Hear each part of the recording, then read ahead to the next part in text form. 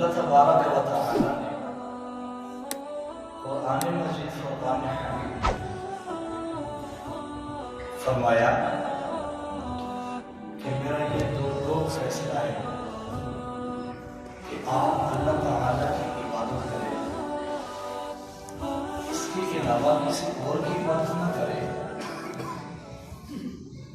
توحید کا اعلان فرمایا، اپنی عبادت کا حکم دیا اور اپنی عبادت کے حکم کے بعد فرمایا وَبِالْوَالِدَيْنِ إِحْسَانًا، اپنے والدین کے ساتھ حسن سلوک کرو۔ جس طریقے سے اللہ تبارک و تعالی نے نماز پڑھنے کو فرض قرار دیا، زکوٰۃ ادا کرنے کو فرض قرار دیا، رمضان کے روزے رکھنے کو فرض قرار دیا، اسی طریقے سے والدین کے ساتھ نیکی کرنا، حسن سلوک سے پیش آنا اللہ پاک نے اس کو بھی فرض کا درجہ دے دیا۔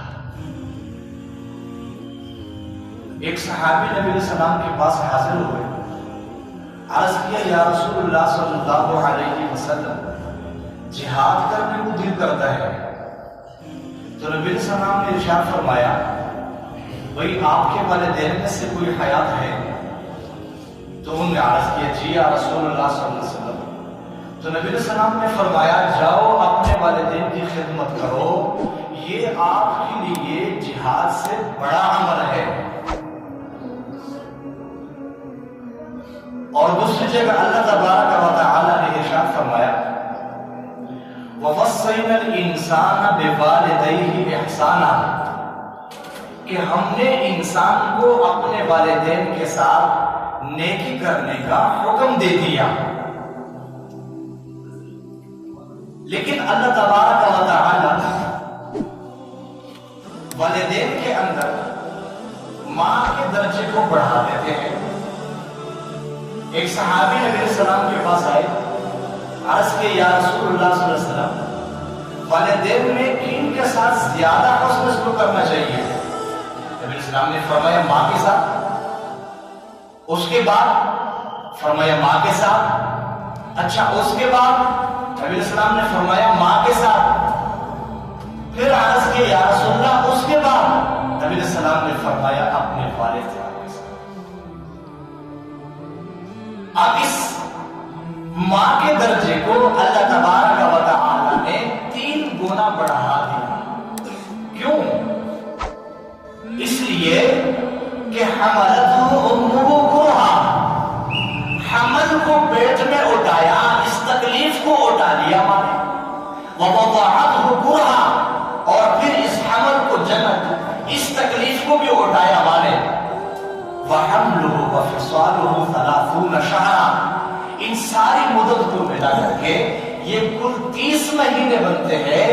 والدہ نے جو یہ 30 مہینے تکلیف اٹھاتی ہے، اس کے بدولت اللہ کے پیارے حبیب صلی اللہ علیہ وسلم نے والدہ کے درجہ کو 3 گنا بڑھا دیا۔ شریعت کا فیصلہ ہے۔ ماں اس کائنات کا منتقل لفظ ہے اور اس کائنات کا سب سے بڑا رشتہ ہے۔ یوں سمجھیے کہ ماں قربانی کا دوسرا نام ہے۔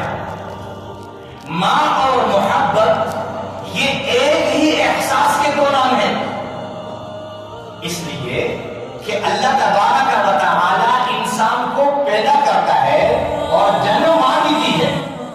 اس لیے شریعت نے ماں کی اطاعت اور فرمانبرداری کو فرض کا درجہ دے دیا اور ماں کی نافرمانی کو اللہ تبارک و تعالی کی نافرمانی قرار دیا۔